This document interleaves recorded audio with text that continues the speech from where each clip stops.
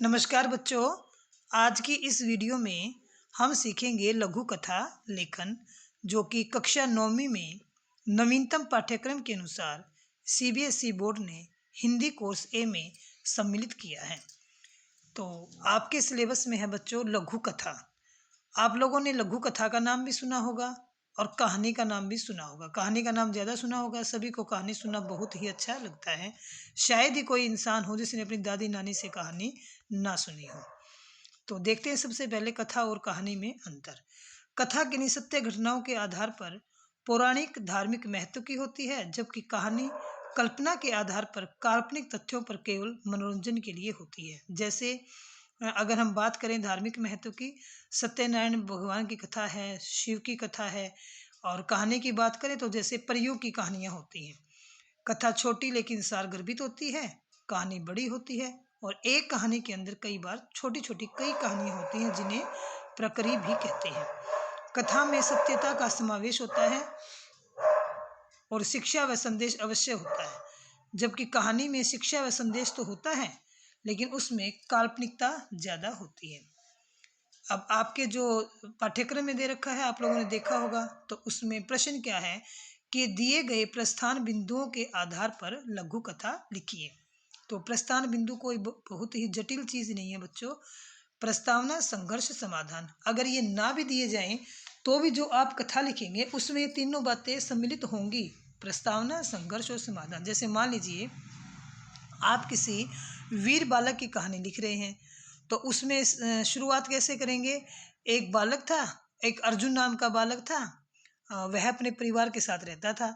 एक बार उसके परिवार वाले सारे कहीं बाहर चले गए और वो घर पर अकेला था। ये क्या हो गई? ये प्रस्तावना हो गई।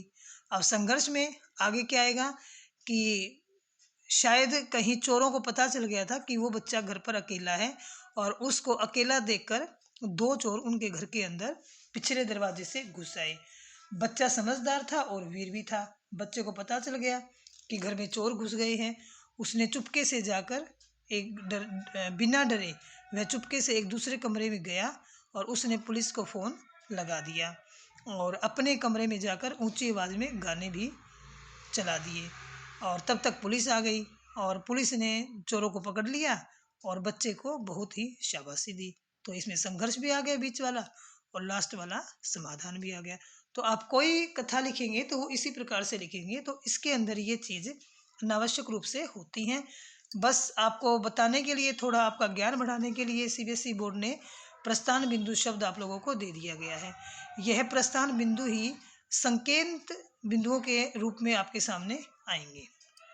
अब हम लघु कथा लेखन के नियम देखते हैं। लघु कथा यानी शॉर्ट स्टोरी, छोटी सी। अब यही बात आई ना, स्टोरी का मतलब कहानी भी होता है। कथा और कहानी में अंतर आपको बता ही दिया गया है। ये भूतकाल में लिखी जाती है और लघु कथा छोटे छोटे सरल वाक्यों का प्रयोग किया जाता है।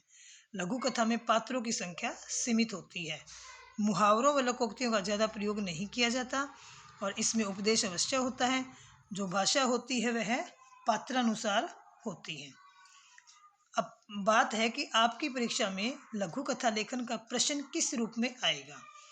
इसके मैंने आपको 3 रूप दे रखे हैं। सबसे पहले सीधा सीधा आपको कोई एक विषय दे दिया जाएगा कि जैसे वीर बालक पर लघु कथा लिखिए। दूसरा, कुछ संकेत बिंदु आपको दे दिए जाएंगे। उनके आधार पर आपको 100 से 150 शब्दों में लघु कथा लिखनी है और उसका शीर्षक भी आपको खुद बनाना पड़ सकता है। तीसरा, कोई दी गई लोकोक्ति पर भी कहानी लिखने को दी जा सकती है और उसकी शिक्षा भी आपको ही लिखनी होगी। और जो संकेत बिंदु हैं वही आपके प्रस्थान बिंदु भी होती है। अभी एक उदाहरण आपके सामने है, परीक्षा में इस प्रकार से आएगा। मान लीजिए संकेत बिंदु आपको दे दिए: निर्धन व्यक्ति, एक महात्मा जी आए, सेवा से प्रसन्न, निर्धन व्यक्ति को प्रतिदिन सोने का अंडा देने वाली मुर्गी दी, व्यक्ति के मन में लालच, एक दिन में अमीर बनने का स्वप्न, मुर्गी को मारना, पछताना और शिक्षा। अब ये आपको संकेत बिंदु दिखाए गए हैं, इनके आधार पर आपको पूरी लघु कथा लिखनी है। कैसे लिखेंगे देखिए। पहले तो आपका शीर्षक बना दीजिए। इसमें पता चल गया ना, लास्ट में लालच आ गया इसमें, तो इसका शीर्षक क्या बना दिया? लालची व्यक्ति।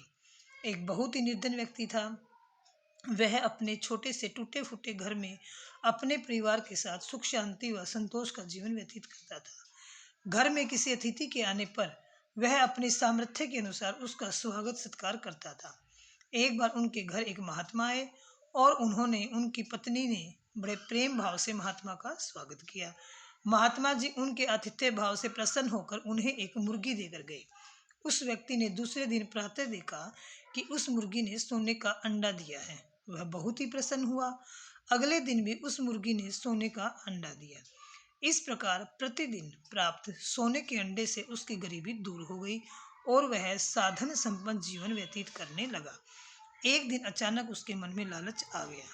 उसने सोचा, इसके पेट में सोने के अंडे हैं, क्यों ना इसे मार दिया जाए और सारे अंडे एक साथ ले लिए जाए।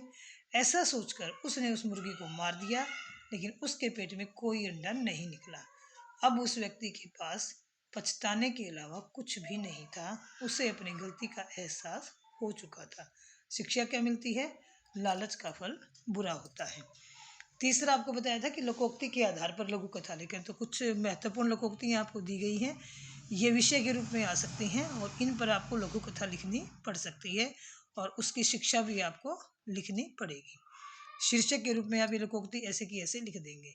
अब पछताए होत क्या जब चिड़िया चुग गई खेत। अब इनको आप पढ़िएगा और इनके अर्थ आपको मालूम होने चाहिए, क्योंकि 8वीं क्लास तक आप इनके जो लोकोक्तियों के अर्थ हैं वो जान चुके हैं। अब पछताए होत क्या जब चिड़िया चुग गई खेत, यानी समय बीत जाने पर पछताना व्यर्थ है। आ बैल मुझे मार, अपने आप मुसीबत मोल लेना। विपत्ति कसौटी जैस से सोई साँचे मीर, यानी यहाँ पर इसमें सच्चे मित्र की पहचान बताई गई है। करनी कथनी से अधिक ताकतवर होती है। इसका मतलब है कि कहना नहीं चाहिए, जो हम कहते हैं वो कार्य करना भी चाहिए। सब दिन होत न एक समान, सारे दिन एक जैसे नहीं होते। जीवन में सुख दुख उतार चढ़ाव आते रहते हैं।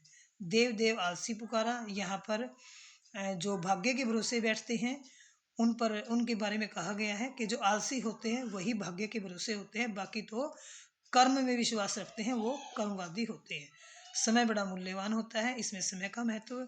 ईमानदारी सबसे बड़ा धन है, बिल्कुल सरल सा है। तो इस प्रकार से कोई एक लोकोक्ति आपकी परीक्षा में आ जाएगी और उस पर आपको लघु कथा लेकर लिखना है। लेकिन ज़्यादा जो संभावना है वो आपकी संकेत बिंदुओं के आधार पर लघु कथा आएगी, इसकी संभावना ही ज़्यादा है। तो आप ऐसा अभ्यास ही ज़्यादा करें।